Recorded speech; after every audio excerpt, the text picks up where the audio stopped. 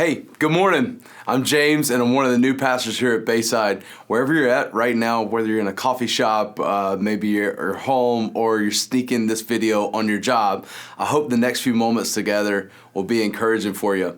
Hey, there's just over 100 days until Christmas.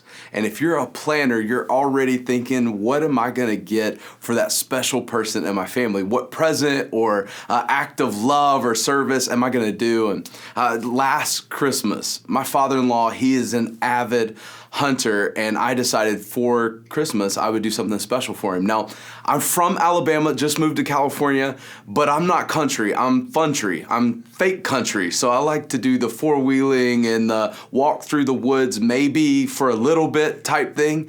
But my father-in-law, he loves to hunt. So I decided I would do this thing where I would take him hunting on Christmas Eve. So the day before Christmas Eve, I went out to this beautiful property. It's over 200 acres. And my friend walks me through and he tells me exactly how to get to this little tree house that we're going to sit in. And he said, okay, you're going to park your car here. You're going to go out about 200 yards, take a right, go about another 150 yards, take a left, don't go into the lake, take a left, and there's the tree house. Walks me out to it. I feel great about it. So we wake up about 3 a.m.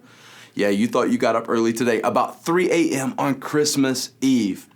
And I'm excited. I'm ready to take my father-in-law out on this hunt. So I get up, I put on my Nike Dry Fit, I walk out into the living room, and he looks at me and says, son-in-law, that is not gonna cut it. He opens up this bag, gives me this camo that smells funny, but he told me it would attract Bambi. And so I put on all of the camo, and we get in the car and we drive to the property. We get there, it's dark. We park the car, we get all of our equipment, we get out of the vehicle, and we take off walking. Get about 200 yards, and it feels right to me, and we turn, but it's dark, and I'm a little unsure where we're at. We go a little bit further, and I see this big plastic tub, and I don't remember the plastic tub, and so now this fun experience has really shook me up, and so I'm just trying to figure out, do we go left, do we go right? I can't remember, it was 150 yards, 100 yards, 125 yards? So I look around and I go, let's just take a right. We were never supposed to take a right, but we took a right and we get off into these woods because we were supposed to end up in the woods at some point. And we get in the woods, we're in the wrong woods. And now I see off hundreds of yards away the woods we're supposed to be in. And we're just frantic. We're moving around everywhere. And I'm a little embarrassed, but I don't want to admit it to my father-in-law because this is his Christmas gift and I'm trying to impress him a little bit. And it comes this moment, he just looks at me and says, son-in-law, are you lost? I was like, I'm not lost, I'm just not sure where we are, you know? And he said, son-in-law, let Poppy take it from here. And my father-in-law, he's like 5'4", and he just takes off, and he's walking through the woods, and we're trying to walk fast and quiet, which I just can't do, but we make our way, and we get back to that same white plastic tub. And just about 10 yards beyond that is the tree house we were supposed to be sitting in. He found it, we got in there, and we spent the day together. And why did I tell you that story? Because I had seen clear directions in the light that as soon as I got in the dark, made me afraid, fearful, frantic. And because of those feelings, I got lost where I was supposed to go.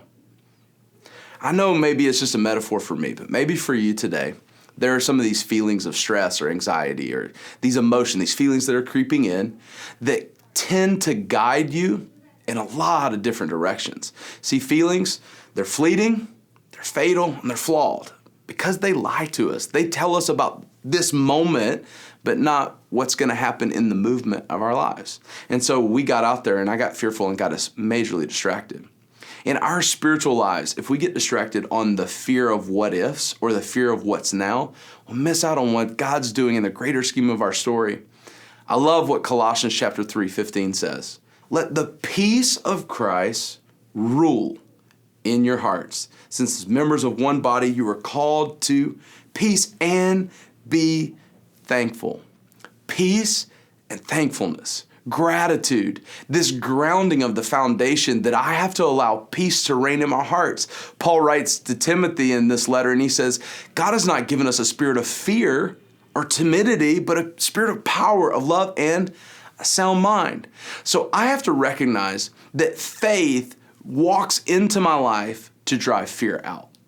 When fear crawls in, I've got to rise up in the faith, the grounding that I know that God is with me and he's for me. Later in that passage in Colossians chapter 3, it says this, let the message of Christ dwell among you richly as you teach and admonish one another with all wisdom through psalms, hymns, and songs from the Spirit, singing to God with gratitude in your hearts. What's in us determines what we see around us. And Paul is shaping our perspective to let us know that let the message of Christ dwell richly inside of you. What's the message of Christ? In Romans chapter 8, verse 28, it says this, that God is working all things together for the good of those who love God and are called according to his purpose in Christ Jesus. Here's the great news. There are things in my life today that are not good.